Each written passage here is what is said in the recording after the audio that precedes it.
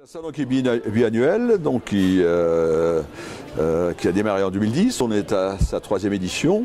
Et je dirais que là, aujourd'hui, enfin depuis 2 jours, on est en train effectivement de s'enraciner quelque part et on devient effectivement pour les professionnels un rendez-vous qui prend son importance, en tout cas sans être complètement incontournable, reste extrêmement important, tant pour les fournisseurs qui sont présents ici, mais également pour les exploitants qui ont besoin en fin de saison de trouver des infos, d'échanger, de rencontrer, de voir se projeter même en termes d'investissement dans le futur ou pour la saison à venir. Hein.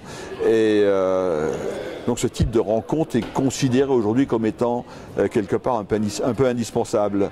Autre élément qui est très intéressant dans l'exercice qui est fait ici, on est dans un salon qui est à la fois studieux, à taille humaine, mais extrêmement convivial. Hein, je dirais, il y a un échange, un partage global qui se fait, vu cette dimension, ce côté taille humaine. Aujourd'hui, les fournisseurs, ce qu'ils recherchent également, c'est sensibiliser les exploitants sur la nécessité de prendre des décisions assez rapidement, dès la fin de la saison. Aujourd'hui encore, il y a trop de stations qui prennent leurs décisions au mois de septembre ou au mois d'octobre pour une réalisation pour le mois d'après.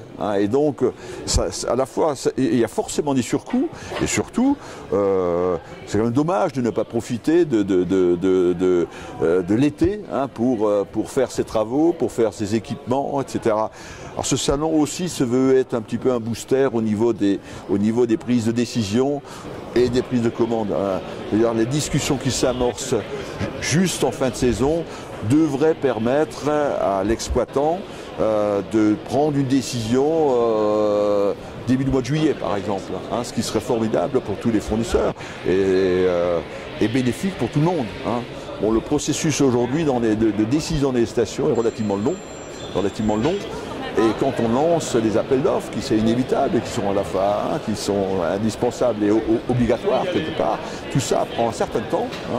Et souvent, effectivement, on arrive au mois de septembre, voire d'octobre, voire novembre, et c'est là que les décisions tombent, et c'est là qu'il faut effectivement honorer la commande, ce qui des fois est très difficile. D'abord, c'est très difficile parce que l'accessibilité n'est plus garantie. Des conditions de travail pour les humains, pour les intervenants et les techniciens, là aussi, sont très difficiles. Et puis, il y a un côté speed dont on pourrait parfaitement se passer, quoi. Donc voilà, on a donc ce rendez-vous à plusieurs fonctionnalités.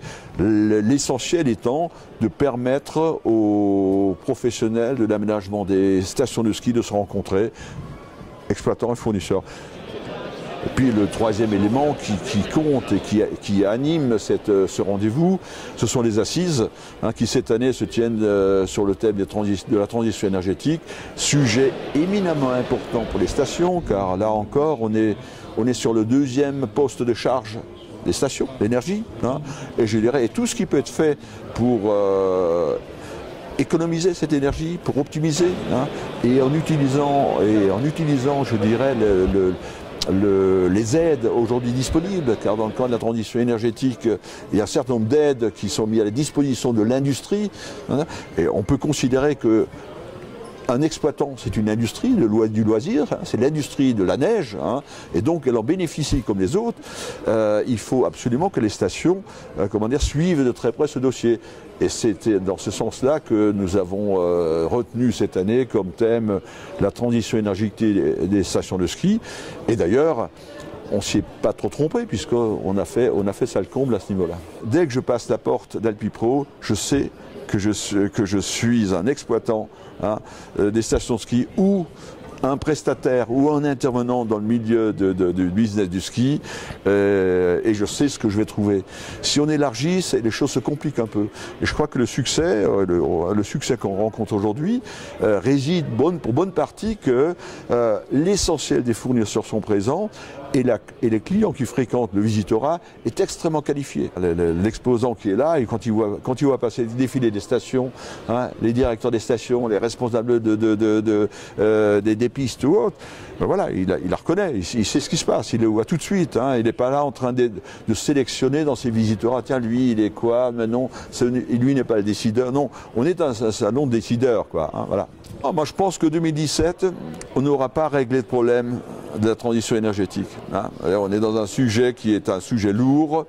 Bon, alors maintenant, bon, la décision, le thème sera décidé en comité et avec, je dirais, mon partenaire principal qui est l'AFMON, qui est l'association des fournisseurs des stations de ski. C'est avec eux que on travaillera le prochain thème. Hein.